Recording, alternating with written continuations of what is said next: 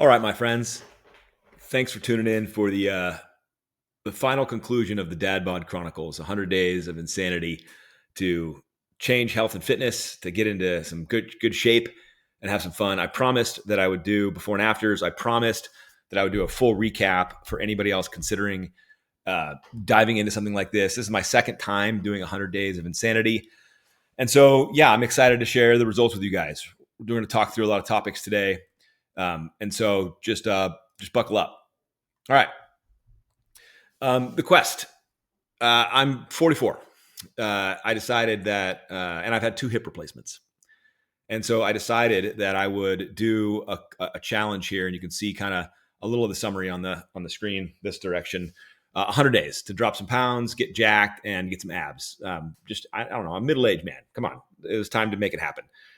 And I also just went through my second hip replacement, as I mentioned. And so when you go through that kind of stuff, and if you had health issues in the past, you know how rough that can be on your body, on your psyche, on your mental state. And I had gained a lot more weight than I wanted to. I was not in the shape I wanted to be in. I felt a lot of frustration. So I decided to throw into the Dad Bod Chronicles for round 2, 100 days with the second hip, and really go after it. And so the provision system, we'll talk about the diet in a whole segment, but obviously meat and vegetables, some fat, healthy fat like almonds, avocados, training protocol, sweat every single day. Again, I'm going to unpack that, and we'll talk about the training protocol in a second. And then the code was that I had to post every single day on the internet. And you can see a little bit about how I gamified this and had some fun. I set up a level system where every 5 pounds was a level up. I'm a big nerd, so that kind of fits into my insanity. And every 5 pounds felt like an achievable thing. If you're jumping into something like this, maybe do every 3 pounds. 5 maybe even a little more. I did not make it to the final form.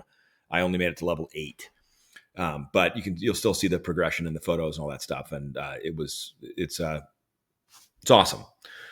Okay, so let's kind of just talk through the training protocol here for a second, and really give you guys a view of kind of what I did.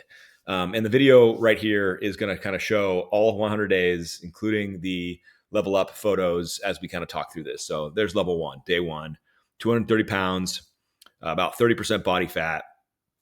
And the abs loading thing, that was just a joke for me, that if I got down to 10% body fat, I'd be at 100% of my abs would have loaded in. People ask me questions like, what does abs loading mean? It just is a stupid thing. I built a little ChatGPT chart that showed me every time I went down in body fat percentage down to 10, I would go up in percentage of my abs loading. Look, don't lean into it too hard. Okay. It's dorky. But training protocol, sweat every single day. Try to make it simple. Twice a week, I have a personal trainer, Webb Travis. Worked with him in the gym, turf, and would go in there and do whatever he told me to do. But you're going to see, as you kind of watch, that it's a lot of bodybuilding. I have my hips don't work like they used to. Remember, 2 new hips. So I'm not doing a ton of excessive Olympic lifting, full depth squats, all the things that I think are really good for humans. I'm just trying to avoid burning out my hips. So a lot of carries, a lot of pushing, pulling, very little leg day. Come at me. But again, one of my requirements was to post every single day. So I tried to do a video of the fitness event of the day. And some days I didn't get there. But so I was weightlifting, bodybuilding style, Venice Beach style. You're going to watch a bunch of it over there. Pretty much 3 to 5 days a week. 3 to 5 days a week. The other days I did this. The other days my cardio is a weight vest on a treadmill at a 15-degree incline, which is the max most treadmills go, at 2.5 to 3 miles an hour. That was my cardio. Now you could ride bikes. I did that in the previous 100 days. You go on walks. If I couldn't get in the gym, I just go on a walk. Again, I'm not trying to run and put impact on my hips. Walking at 15 degrees, 2.5 to 3 miles an hour, 30-pound weight vest. Now, when I did my first 100 days, I didn't have a weight vest on. I was wearing the weight vest. I was the weight vest. So, but man, I get huge results from walking on a treadmill. There's a rare leg day right there. And I would just encourage you guys that if you're looking at ways to sweat every single day, getting on a treadmill, putting it at 15-degree incline, walking for an hour, 60 minutes with a weight vest, you will pour sweat off your body and it will be painful. It took me 10 days to lose my first 5 pounds. There's my second picture. And here I am on the Peloton. I was doing that on other days too. So Peloton worked for me. It's just steady state or a class for 60 minutes. Yeah, sweat every single day. Go at a pace that's manageable and reasonable. But that's the training protocol. Sweat every single day. Find a gym. We'll talk about hacks in a little bit as we talk about, because here I am traveling around the country. So we might as well jump into training hacks. Gyms are everywhere. There's 24-hour fitnesses. If you're not paying for money, there's hotel gyms. Or you can see plenty of times I'm in a hotel gym working out. I would work out at nights. But I'll tell you, the biggest hack I can give you anybody is to try to do everything you can to get your training done in the morning. It's such a controllable time frame, the mornings. Wake up, get in the gym, go outside, and sweat every single day. I know that for some people that might not be realistic. You might have to get up extra early, but I'm telling you, if you're looking for a hack on how to make fitness fit your life, busy professional, father, husband, friend-ish sometimes, get up in the morning and get it done. That's my biggest encouragement for any training hacks at all. Don't overthink it. A weight vest sits in the trunk of my car. I pull it out. I wipe it down, go to town. Didn't mean for that to rhyme. But that's really it for the training stuff. Let's talk about the diet. This is the core of the game. Meat and vegetables. No minimal processed foods. Meat and vegetables. I found that this is a hack for me, if you want to get into the diet hacks, because it keeps me in a caloric deficit. I'm not going to get into the caloric deficit conversation. Should you weigh and measure your food? I suck at that stuff. I wanted to do it. I can't do it. I'm terrible at it, so I don't do it. Good for you if you can use MyFitnessPal and you can track and weigh and measure. I suck at it. I can't do it. So the diet, though, as anyone will tell you, is critical to success. And if you just focus on meat and veggies, you're going to win. Why? Because it's impossible to overeat broccoli. You just can't do it. And every restaurant in the world serves meat and vegetables. Okay? Meat and vegetables. Now, some fruit, sure. Apples every now and then, a couple of berries if you're feeling like a sugar craving, but no sugar, no candy, no processed carbs, no chips, no bagels, no pizza. I love that stuff. None of it. Meat and vegetables. Yes, avocado. Yes, some almonds. Meat and vegetables. Now, near the end of my 50 days, I got way more into healthy meat and vegetables. I was doing lean meats, chicken, deli meats, fish. But also, because my diet, the meat and vegetables thing, this is the hack part, because this works for me, bacon, sausage, not ideal lean meats. There was level 3, took me 29 days to get over 10 pounds. So the first was 10, the second was 29. It's a grind. But I'm telling you, the meat thing allowed me to have big steaks with some butter. Okay, not ideal, but kept me sane in a world that is insane. So that works for me. I hope it works for you. I found that meat and vegetables, erring on the healthy meats, is going to take you there. I did do energy drinks at 0 calories, and I did do caffeine. One of my favorite hacks right here, I'll show you, is the iced Americano. Oh my God, from Starbucks with sugar-free vanilla syrup. Look, judge me all you want. It worked for me. And Diet Cokes, all good. That's what I did. So I'm just sharing because it gave me that protected my sanity in a world. Now, the second diet hack that I'll give you that is absolutely game changing for me is the Ninja Creamy Protein Ice Cream. I'm going to put up. In fact, we're going to pause for a second, and I'm going to share this for a second. I'm telling you right now, Ninja Creamy Protein Ice Cream changed my life. Here's the recipe. I'm putting it on the screen. It's tiny. Let me make it bigger. There you go. Take a screenshot.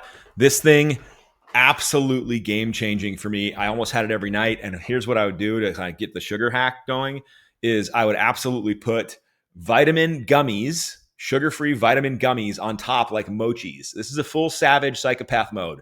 But this saved my ass.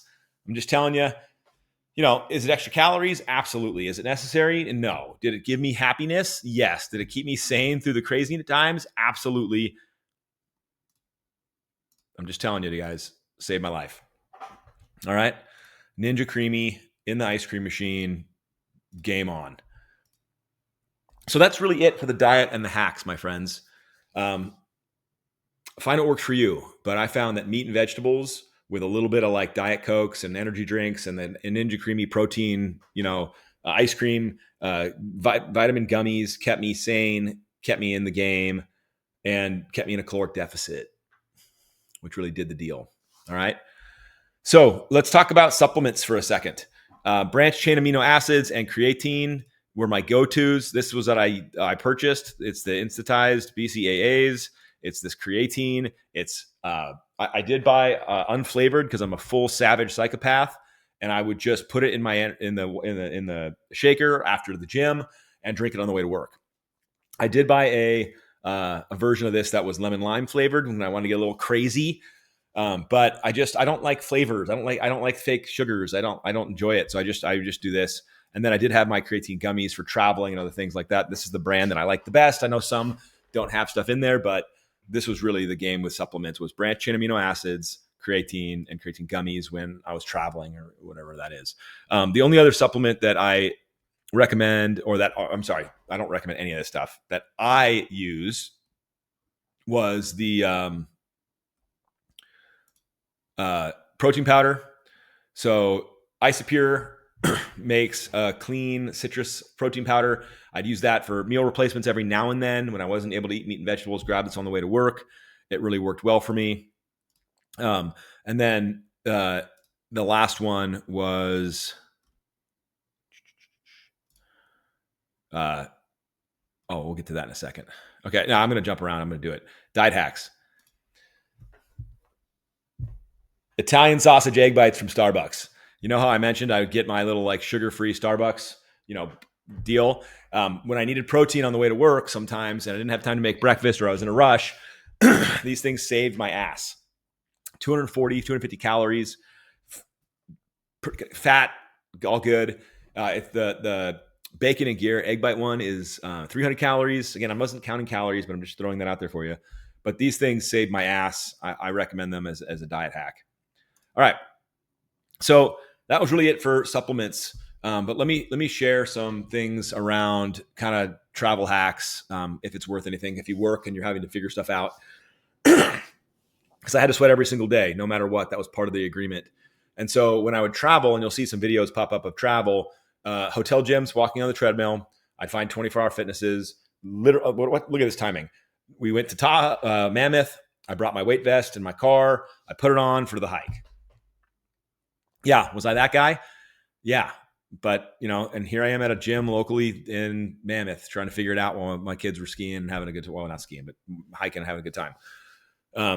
Got my kid in the game, but there's no excuse for traveling. The last thing I'll give you is I had a couple early flights with work and I had to get to a place and I was early. So I couldn't get my workout done in the morning because I could have got up at like 3 or 4 and got a workout in, but I had to get to the airport.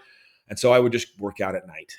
It sucks, but because you're not drinking alcohol on this diet, you're not eating carbs, you're eating bread, work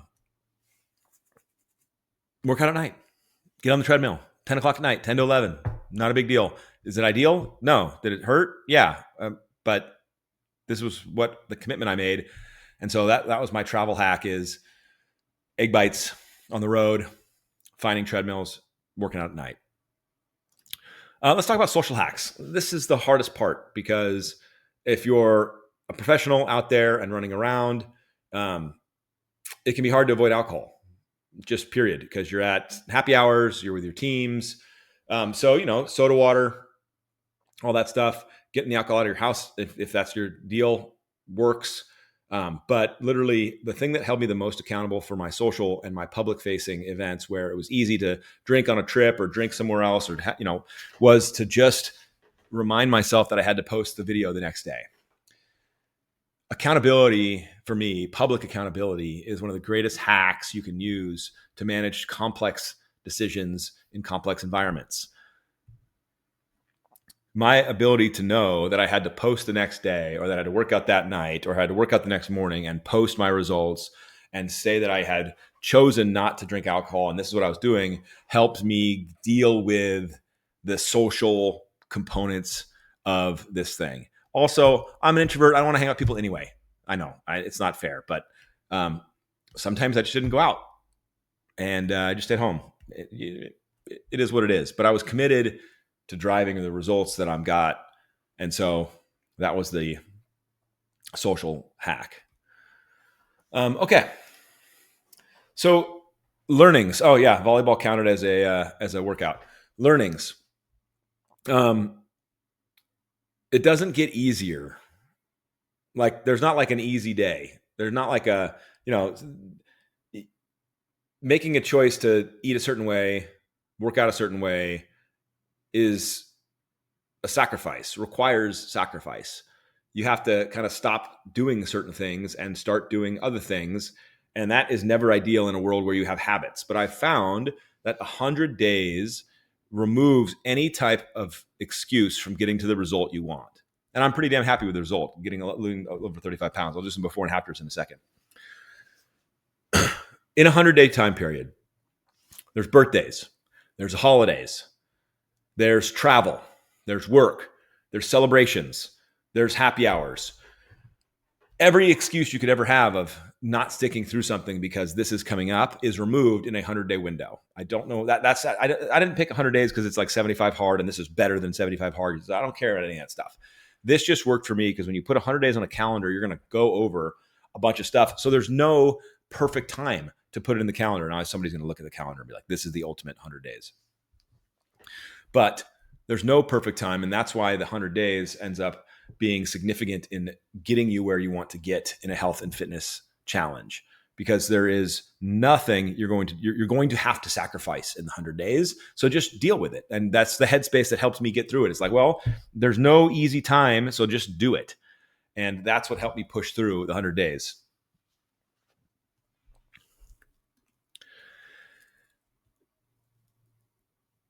Let's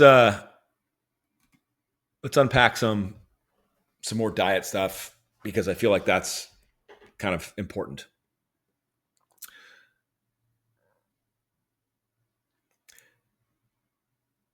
I don't want to overstate how important the diet is, but it's just going to be the most critical part of achieving any results. You've heard the statement before, you can't outwork a shitty diet.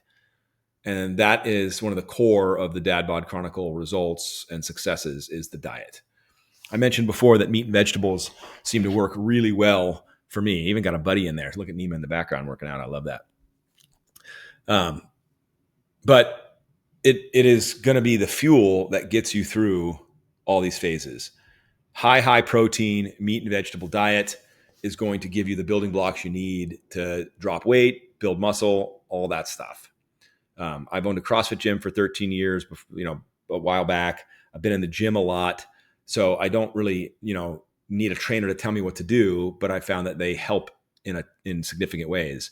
But regardless of how hard you work, if you're putting the bad fuel in your body, you're not going to get there. So I just got to encourage you, as you're kind of watching this and we're winding down here, that meat and vegetables are what's going to take you to the promised land. Real food, my friends. Real food. Okay, so I will share some of the worst meals I had on this, because that's just part of the deal. Eating meat and vegetables, ordering at restaurants on hotels and just saying, can I get a chicken breast and some broccoli? And they're like, sure. You look at the menu, there's nothing there that you want to eat. And you're like, oh, just give me chicken and broccoli. Crudité as appetizers, eating, carrots and celery. Even suboptimal at a happy hour or an event, there was like a tray of meatballs it was a tray of sausages and crudité. And that was my dinner. It's like, okay, well, this is what I'm eating today. Having nice snacks ready. Beef jerky was a go-to, but clean beef jerky, very little sugar, because sometimes jerky is loaded up with sugar. You got to look at the menu. You got to figure it out. I'll give you one of the best tips I heard on how to identify a good protein snack or food. Look at the protein amount. Let's say it has 20 grams of protein in it. That add a zero that would be 200. And if the total calories of that is less than 200, it's a good high protein option for you. I mean, it's optimal protein, but does that make sense? So 20 grams of protein, the entire package should be 200 or less calories. Anything in that zone is going to be a great snack for you. But I was avoiding protein bars. I know I was avoiding protein bars because it's a lot of processed stuff. Did I eat a protein bar in the 100 days? Yeah, absolutely I did. Okay. But I was avoiding it. So I'd go things like beef jerky, carrots, apples, snacks. I'm hitting on day 82 now. I just dropped under 200 pounds. You can see the results just continue to compound. That's the power of the 100 days. But back to the diet.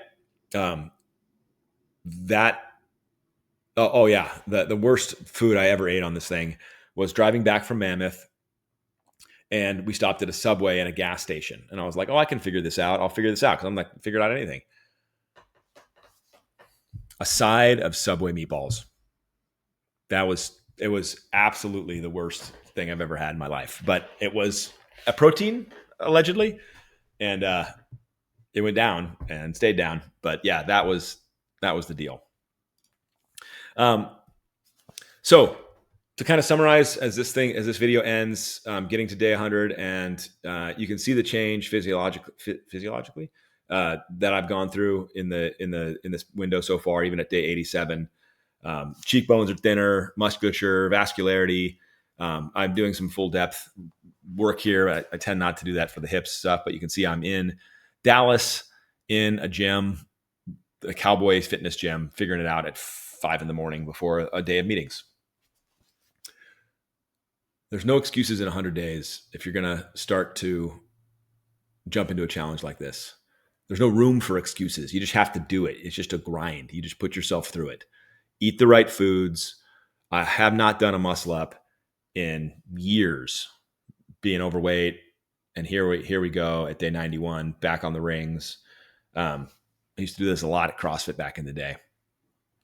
Carry heavy stuff, sweat every day, and you'll absolutely transform your mental state and your physical state.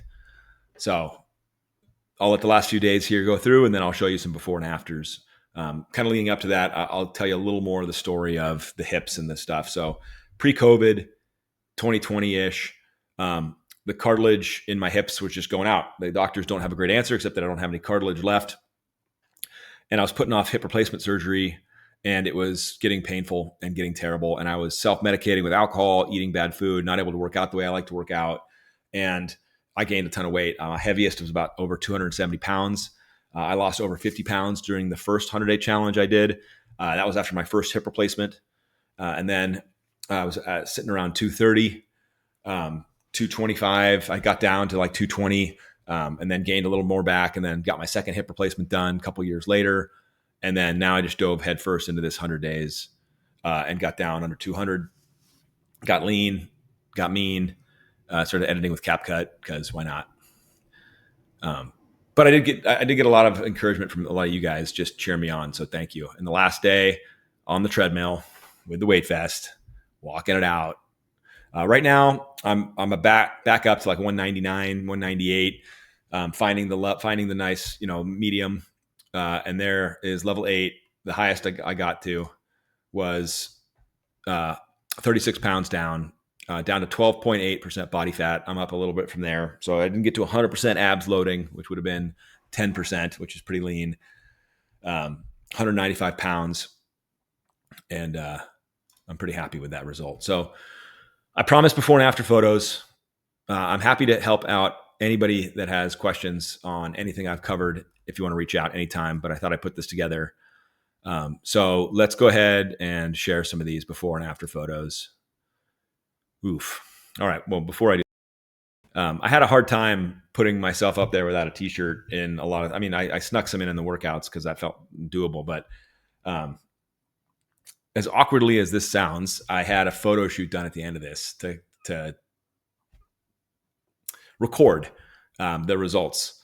That's a little vain for me, even for me. But I do have these photos, and I was like, well, what am I going to do? Am I going to share these things or not? I don't know. And I've decided to share some of them. But yeah, there you go. So it's highly edited. Just, okay.